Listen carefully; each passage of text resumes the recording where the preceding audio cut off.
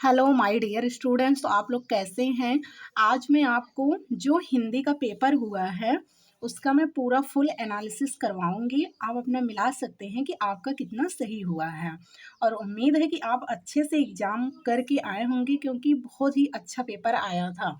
तो ये सामान्य हिंदी है। जो बच्चे साइंस साइड के होंगे, बायो मैथ लिए होंगे, उनका हिंदी जो है सामान्य हिंदी होता है। तो ये कोड है 302 DL। तो जिसका ये होगा आप मिला लीजिएगा। तो पहला क्वेश्चन है, ज्ञानोदय पत्रिका के संपादक थे। तो इसमें से पहला है कन्हैयालाल मिश्र प्रभाकर, बालकृष्ण भट्ट, प्रताप नारायण मिश्र, कार्तिक प्रसाद खन्नी। इसमें से कन्हैयालाल मिश्र प्रभाकर जो हैं ये ज्ञानोदय पत्रिका के संपादक थे। तो इसमें से पहला राइट आंसर होगा। अगला है द्विवेदी युग के लेखक हैं तो सदल मिश्र, मोहन राकेश, अध्यापक पूर्ण सिंह, रामचंद्र शुक्ल। इसमें बच्चों थोड़ा सा डाउट है अभी, तो इस पे थोड़ा सा डाउट है अभी, मैं बता नहीं सकती हूँ उसको। ध्रुव शौमिनी किस विधा की रचना है? ध्रुव शौमिनी किस विधा की रचना है? तो ये विधा है नाटक। पहला तो था प्रभाकर, कन्हैयालाल मिश्र प्रभाकर थे, और ध्रुव शौमिनी किस विधा की रचना है?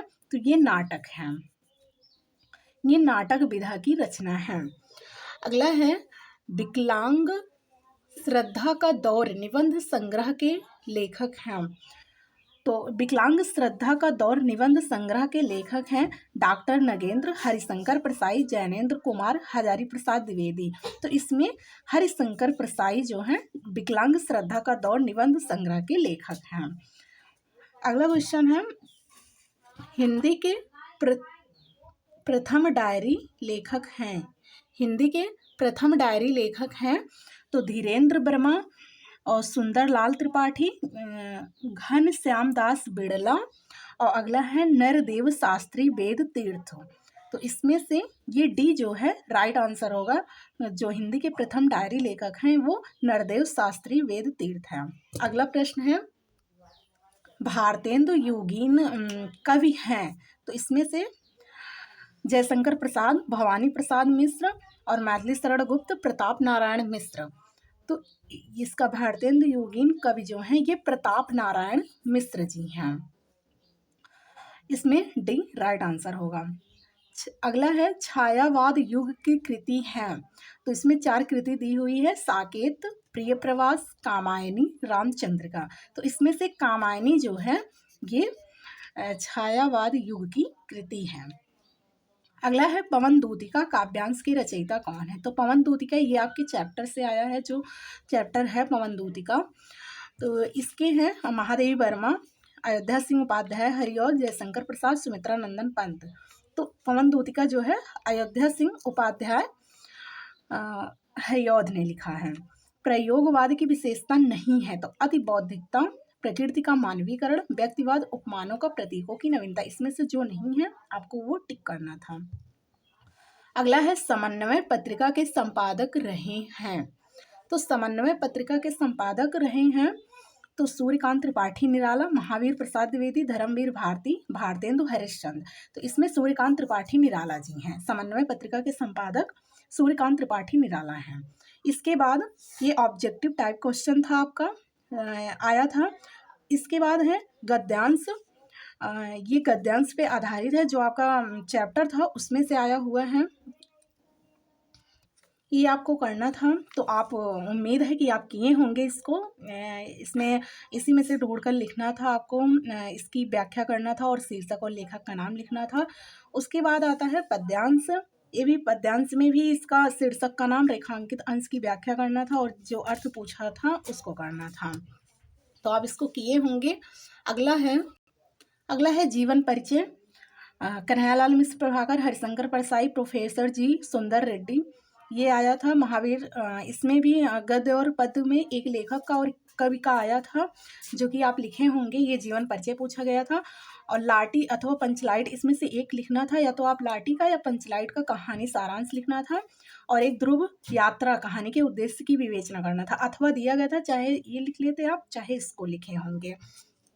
आगे है खंड काव्य से आया था जो कि जो जिस ज़िले वाइज़ रहता है, जैसे यहाँ तो त्यागपथी का चलता है, तो वैसे किसी के यहाँ श्रवण कुमार का होगा, रश्मि रथी का होगा, तो आप इसको किए होंगे। अगला है 8वां क्वेश्चन है जो कि संस्कृत जो अनिवार्य संस्कृत होती है उससे आया था। इसका अनुवाद करना था और संदर्भ सहित व्याख्या करना था। अब मैं आपको बताऊंगी मुहावरे और लोकोक्तियों में से किसी एक का अर्थ लिखकर वाक्य में प्रयोग कीजिए। तो इसमें अर्थ लिखना था और वाक्य में प्रयोग करना था। ये 4 दिया गया था, आपको एक करना था।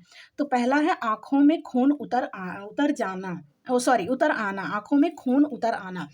तो दूसरा है अपनी अपनी डफली अपना अपना राग, ईंट से ईंट बजाना, और आगे नाथ न पीछे पगहा। मैं इसका अर्थ और वाक्य प्रयोग देख लेते हैं। इसमें ये है, इसका आंखों में खून उतर जाना, आंखों में खून उतर आना, गुस्से से आंखें लाल हो जाना। इसका अर्थ होगा गुस्से से आंखें लाल हो जाना, और इसका वाक्य प्रयोग है उस लड़के के साथ गुंडे की बदमाशी देखकर मेरी आंखों से खून उतर आया। इसका ये अर्थ होगा। दूसरा था अपनी अपनी डफली अपना अपना राग। इसका अर्थ होगा कि सबका अपने मन के अनुसार चलना, जो है वो अपने मन के अनुसार चलते हैं तो उन्हीं को हम कहते हैं अपनी अपनी डफली अपना अपना राग। तो इसका वाक्य प्रयोग है कि दुकान में आग लगने पर कोई बुझा नहीं रहा था, बल्कि सब अपनी अपनी डफली अपना अपना राग गा रहे थे। ये हो गया। तीसरा था ईंट से ईंट बजाना, सब कुछ नष्ट कर देना। अगर आप इसमें से किए होंगे तो आपको अच्छे से नंबर मिल जाएगा। सब कुछ नष्ट कर देना, ईंट से ईंट बजाना। वाक्य प्रयोग है रूस यूक्रेन युद्ध में रूस ने यूक्रेन की ईंट से ईंट बजा दी। ये हो गया। अगला है आगे नाथ न पीछे पगहा। इसका अर्थ होता है जिसका संसार में कोई ना हो। आप ये जो हिंदी बोलते हैं वो बोलचाल की भाषा में लोग कहते हैं कि आगे नाथ न पीछे पगहा। तो इसका अर्थ होता है जिसका संसार में कोई ना हो। तो वाक्य प्रयोग है पंकज जन्म से ही अनाथ है, उसके तो ना आगे नाथ न पीछे पगहा है। ये हो गया। अगला है अपठित गद्यांश पर आधारित निम्नलिखित प्रश्नों के उत्तर दीजिए। ये आपको गद्यांश जो था इसको पढ़ना था और आपको ये जो क्वेश्चन दिया गया था इसी में से आपको लिखना था ढूंढ के। पहला है वरिष्ठ नागरिकों की वास्तविक समस्या क्या है। तो अगर आप पढ़े होंगे तो इसमें है उनकी वास्तविक समस्या मानसिक है। क्या थी उनकी वास्तविक समस्या? मानसिक है। तो ये पहले का आंसर होगा। अगर आप ये लगाए होंगे लिखे होंगे तो ये सही है, उनकी वास्तविक समस्या मानसिक थी। वरिष्ठ नागरिक को सामाजिक रूप से अनुपयोगी क्यों मान लिया जाता है? उनको अनुपयोगी क्यों मान लिया जाता है? तो इसका अर्थ होगा कि व्यक्ति की आर्थिक उपयोगिता में जब कमी आ जाती है तो वह सामाजिक रूप से अनुपयोगी मान लिया जाता है। जो वरिष्ठ नागरिक को सामाजिक रूप से अनुपयोगी क्यों मान लिया जाता है? तो जब नागरिकों को आर्थिक उपयोगिता में कमी आती है तो वह सामाजिक रूप से अनुपयोगी मान लिया जाता है। अगला क्वेश्चन है वरिष्ठ नागरिक को क्या क्या मानने से मानसिक पीड़ा होती है? वरिष्ठ नागरिक को क्या क्या करने से मानसिक पीड़ा होती है? तो इसमें है कि जब वह समाज एवं परिवार की नज़रों में बोझ, अनुपयोगी तथा फालतू मानने से उसे मानसिक पीड़ा होती है। तो उन्हें क्या होती है? ये मानसिक पीड़ा होती है। तो जो बच्चे किए होंगे उनका बिल्कुल सही है। अगला है ये भी जो है पैसेज है और इसको पढ़कर आपको आंसर देना था। तो इसमें है संरक्षक और वाहक शब्दों के अर्थ स्पष्ट कीजिए। संरक्षक मीन्स होता है जो संरक्षण करने वाला है, और वाहक का मीन्स होता है ढोना, किसी चीज को ढोना जिसको कहते हैं वाहक। तो इसका ये अर्थ होगा। और लेखक के अनुसार राष्ट्रभाषा से क्या तात्पर्य है? जो इसमें लेखक है वो राष्ट्रभाषा से क्या तात्पर्य है? तो इसमें दिया गया राष्ट्रभाषा का तात्पर्य है पूरे देश की भाषा का पद ग्रहण करती है। ये हो गया पूरे देश की भाषा। जो राष्ट्रभाषा से क्या तात्पर्य है? तो पूरे देश की भाषा का पद ग्रहण करती है, ये राष्ट्रभाषा का तात्पर्य है। अगला है देश की एकता और अखंडता बनाए रखने के लिए क्या आवश्यक है। देश की एकता और अखंडता बनाए रखने के लिए क्या आवश्यक है। तो राष्ट्रभाषा के द्वारा आपस में संपर्क बनाए रख कर हम देश की एकता एवं अखंडता को कायम रखा जा सकता है। तो इसमें इसका आंसर ये होगा। ये हो गया। अगला है निम्नलिखित शब्द युग्मों का सही अर्थ चयन करके लिखिए। इसमें 4 दिया गया है। मेघ और मेध, इसमें है बादल और कील, बादल और यज्ञ, काला और बुद्धि, बादल और चर्बी। तो मेघ का अर्थ होता है बादल, मेघ का अर्थ होता है बादल और मेध का अर्थ होता है यज्ञ। तो इसमें बी जो है ये हमारा राइट आंसर होगा। जो बच्चे ये लगाए होंगे उनका 1 नंबर फिक्स है। अगला है निर्वाण निर्माण। निर्वाण निर्माण में ये भी इसका भी वही शब्द युग्म बताना है। मृत्यु और बनावट, वाण रहित और माण रहित, मोक्ष और रचना, रचना और मोक्ष। तो निर्वाण का मतलब होता है मोक्ष, जो सब कुछ समाप्त कर लिया हो, जिसको मोक्ष मिल गई हो। निर्वाण का अर्थ होता है मृत्यु और मोक्ष। और निर्माण का मतलब होता है रचना करना, जो निर्माण किया जाता है, जिसको कहते हैं नया नया निर्माण हो रहा है, तो रचना जिसको कहते हैं। तो मोक्ष और रचना हो गया। अब अगला है निम्नलिखित शब्दों में से किसी एक शब्द के 2 सही अर्थ लिखिए। जैसे पंचानन हो गया, तो इसका मतलब होगा कि 5 मुख वाले भगवान शिव, 5 मुख वाले भगवान शिव। मैं आपको लिख के बता देती हूँ। इसमें है 5 मुख वाले भगवान शिव। अज मीन्स होता है ईश्वर, जीवात्मा, और कौशिक मीन्स होता है प्यार और स्नेह, प्यार और स्नेह की भावना। तो इसमें से एक का करना था, आप जिसका भी किए। तो इसमें भी 2 नंबर हैं। अगला है निम्नलिखित वाक्यांशों के लिए एक सही शब्द का चयन करके लिखिए। इसका अर्थ होगा जिसके पास कुछ ना हो, अकिंचन, गरीब, भिक्षुक, तुच्छ। तो इसका अर्थ होगा अकिंचन। ये जो है ये राइट आंसर होगा। जिसके पास कुछ ना हो उसको हम अकिंचन कहते हैं। अगला है वह पत्र जिसमें किसी को कोई काम करने का अधिकार दिया गया हो। वह पत्र जिसमें किसी को कोई काम करने का अधिकार दिया गया हो उसको हम क्या कहते हैं। तो अनुमति पत्र, आज्ञा पत्र, अधिपत्र, परिपत्र। तो ये अधिपत्र कहेंगे हम इसको।